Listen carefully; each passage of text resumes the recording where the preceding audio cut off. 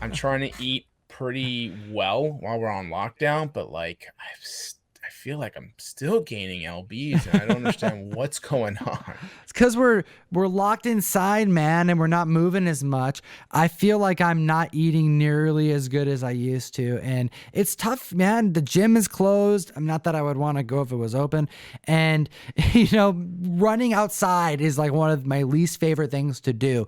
But you know what?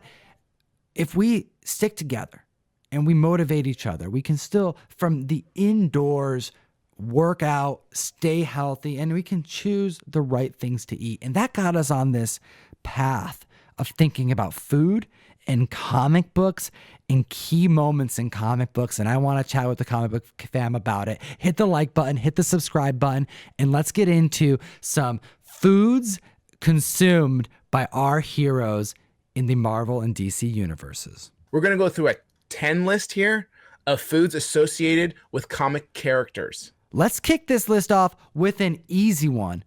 Or is it? With Deadpool at number 10. So you would assume that Deadpool is going to be chimichangas, right? Well, you would think, right? Or tacos. Actually, what is it, Jeff? Like, it's a lot of Mexican food, I thought. Well, I always assumed it was chimichangas. That's what I always associated him with. And I couldn't find the first appearance that he ate a chimichanga. So if you know where that is, comment down below and let me know, because I was not able to find that. But what I did find was in Cable and Deadpool number 13, where Deadpool says that he only likes saying the word chimichanga. And you see him ordering food and saying chimichanga, chimichanga, chimichanga, chimichanga. And then they ask him what he wants to eat, and he goes, enchilada. So does he actually like chimichangas? Or does he like enchiladas? I don't know. And I think that's part of Deadpool's character, is him just messing with the readers. I think truly that's what they try to do, because literally it says he only likes saying the word, but he orders an enchilada.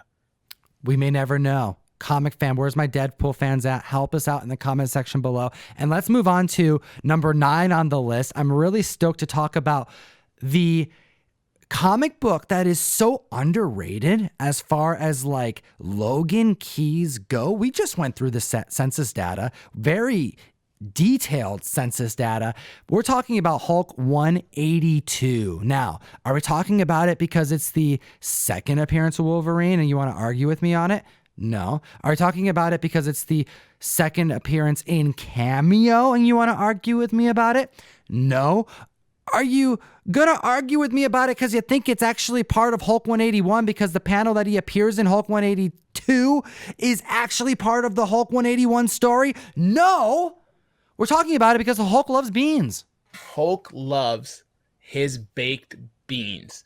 And we see in this issue and many other issues, okay, because there are panels throughout his comic history of him loving baked beans. But the first time he eats his baked beans is in that Hulk 182.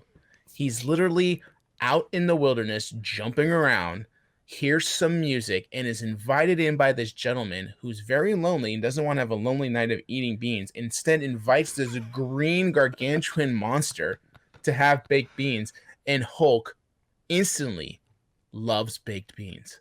I love some Franken beans, dude. Franken beans. Shout out Jim and Pam. And let's take a look at number 8 on the list. We have Martian Manhunter. And this dude likes eating chocos, which are basically Oreos without the trademark. And Martian Manhunter loves his chocos Oreos. And he was first introduced to them in Justice League International number 4. Captain Marvel loves these things. And in issue 7, Captain Marvel leaves Justice League International. And then we see in Justice League International number 8, Martian Manhunter has a huge wooden crate filled that's being moved into his home. And we find out that they're filled with chocos. And he makes the comment that they were introduced to him by Captain Marvel officially. And he is nuts for these things. He had to get his own crate in his home installed because of how much he loves dipping his chocos. All right, let's take a look at number 7 on this list because we have our favorite turtles of all time, you know, having a very interesting comic book career. They changed a lot over their lifespan. And you know what, man? They didn't always enjoy pizza. People know that TMNT liked pizza, but they didn't come out on the scene being pizza enthusiasts. If anything, the people eating the most pizza was Kevin and Peter. So Kevin Eastman and Peter Laird loved their pizza when creating these characters. So that put an influence into the cartoon where we got to see pizza become a thing for them. And then eventually it migrated into the comic books. And we saw by Archie Adventures series that Teenage Mutant Ninja Turtles Adventures #1 was the first appearance of pizza in the comic book. And we see Michelangelo bringing it to his team, including an April O'Neil already in the book. That's right. They had to share it. They loved it. They're so happy about it. And it became such a staple for these characters. You know, it's cool to see that it was incorporated in the comics at some point, and it just took a team up with Archie to make it official. And next on this list is the Man of Steel himself. Number 6, we know that Superman loves his BB with K. Wait, what is it? Is beef bourguignon? What is this? I always wondered, because this guy's always eating this stuff in comics. I mean, it started back in Superman 297. I also know Clark happens to like pretzels. Just fill me in. What's going on with Clark Kent? So this dish, and what I believe people, or the way I believe people pronounce it, is beef bourguignon. And Lois Lane made it for Superman, and he instantly loved it. But he eats it with ketchup. And that's important because he likes his condiments.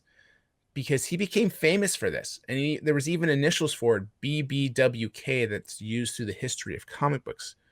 But he also recently was a scene in Superman 650 where he loves pretzels, like extremely loves his pretzel, but he eats it with mustard. So he loves his condiments. Most people tend to land on one side or the other, ketchup or mustard. Clark Kent is liking both. Comic fam, which one do you prefer, mustard or ketchup? Clark Kent loves Pretzel Day. Him and Stanley would get along very well. Well, I like Pretzel Day. Let's jump to the list here at number 5 with, okay, we're going to finally, I mean, it's been a long time, man. I've been waiting for the day that I can do 3 Office references in one podcast. We're going to get into not Kevin's famous chili, but the Green Arrows. And famous is right. This might be possibly the most famous food item next to the pizza for the Turtles in comic books. But Green Arrow is known for having extremely spicy chili. So spicy. How would you like to be known in the JLA for having the spiciest of chilies? Whatever gets me in the JLA, man. The power of chili cooking. So he makes his chili so spicy that only him and Batman are able to eat it without reacting. This is so silly. But you know what? The first chili appearance actually took place in Green Lantern issue number 108. And you can even go a step further because Oliver's scrumptious chili recipe was actually published, was it not? This is a no-joke recipe. All right, when you look at it, it isn't just out of a can and a jar and a few extra ingredients. This is serious to the point where you and I were just joking around how we need to make this and actually eat it on the screen because I want to eat it with you and just see how spicy this thing really is. And if you want this whole recipe, you have to find it in Green Arrow Secret Files and Origins #1. Or just Google it because you'll find it there too. But that's another way to actually own the book. I want to throw out one other fun fact that I thought was interesting, that if you go to Green Lantern number 85, which is a Speedy drug issue, the very last page is the first time he mentions his chili, while all on that same page, he finds out that Speedy is a junkie. So it's a very powerful page with a lot of important things that happens, but I think it's interesting to hear his chili. And then he walks through the door, and finds out Speedy's a junkie. We are finding and uncovering so many key moments on this show. Slap that like button, Comic Fam. We need you. And if you want to see us make this chili, I mean, I'm looking at some of the ingredients. I mean, I got some cumin and paprika and cayenne pepper in my pantry right now. Man, I think we can do this if the Comic Fam wants to see it happen. I am going to Amazon Fresh this Gebhardt chili powder and this California chili powder, and we're going to be making this. All right, let's actually continue the conversation talking about Zatanna. Zatanna really loves tacos, and the first time we see this passion arise, we actually see some badass fighting that we got to get into. I don't think I've ever seen someone destroy their enemy with their braces before. Yeah, this was a fun story because we're looking at Zatanna, and Zatanna number 9, that's the issue. Zatanna is known for liking tacos, and we kind of get this origin story of her and tacos. And I don't know if it's her first time we get to that's tied in with her, or it's just an explanation. But we see her coming out of a dentist office and trying to eat a taco as her first meal. She just got like all tightened up, dude. Like her teeth hurt. It's sore. Do you remember that? Do you ever have braces? I've never had braces. My wife's had them like 3 times, 4 times because she's just like has to have the perfect smile because she works in dental hygiene. Okay, so it's a thing for her. But I've never had braces. But I know friends who have, and I know how miserable it can be. But she takes this bite of a taco, and right away she's just struggling. Okay, and she's walking around as a kid, and she sees something happen, like a burglary or some kind of crime committed, and she uses her magic, and her braces fly out of her mouth, and she captures this guy in a braces prison. It's like a symbiote, man. It's like the braces turned into a symbiote, and she's starting to attack with the metal, guitar string style wires that are enlaced in her teeth. Totally. And you can see it, and it's perfect. It looks exactly like that. And then now she has no braces. Okay, so she sees her dad who talks to her, and the first meal she wants before she gets her braces on again is tacos. Zatanna loves her tacos almost as much as Batman loves his cucumber sandwiches. I don't understand this one. This one's a weird one, Jeff, but Bruce Wayne loves cucumber sandwiches. He doesn't care about what people think about him. He doesn't care what people say. He doesn't even necessarily think they taste great. But this man loves his cucumber sandwiches. This one's a little bit more emotional, okay? Because this food has that extra tie in the family because Bruce Wayne's father loved cucumber sandwiches, and Alfred makes cucumber sandwiches. So this is tied to him through Alfred, his connection with his father as well. And so it's a much deeper food for him than just some of these others on the list. It's not just a snack. I mean, even in Batman issue number 54, there's a very quick but impactful conversation that Bruce is having with Nightwing as they are flying through the air. They're doing their crime fighting things and traveling the Gotham night sky. And Bruce specifically says to Nightwing that, no, I know you hate cucumber sandwiches. Like, you really hate them. I remember. And he's like, yeah, but do you remember what you told me, Bruce? And Bruce says, oh, my father loved cucumber sandwiches. I told you what he told me. Don't ever give up on them. Keep trying them again and again. And I swear they're worth it. Now, what makes them worth it? I don't know. But who am I to question the Dark Knight?